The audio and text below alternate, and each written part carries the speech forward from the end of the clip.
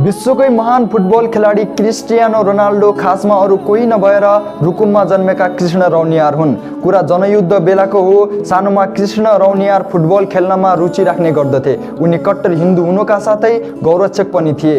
उनी दिनभरि गौ सेवा गरी साँझ सधैँ भकुण्डो खेल्न जान गर्दथे। तर जनयुद्ध चर्किँदै गयो अनि प्रचण्डे बाबुराम जस्ताले कृष्ण रौनियारलाई आफूसँगै माओवादी बनाउन खोजे, जुन उनलाई कहिले मन्जुर थिएन।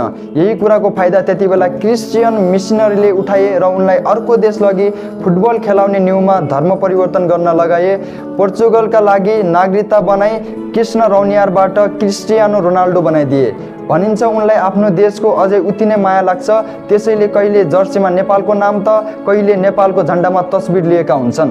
केही वर्ष अघि उनले कर छलेको आरोपबाट त झन् उनी पक्कै नेपाली नै हुन् भन्ने प्रमाणित हुन्छ।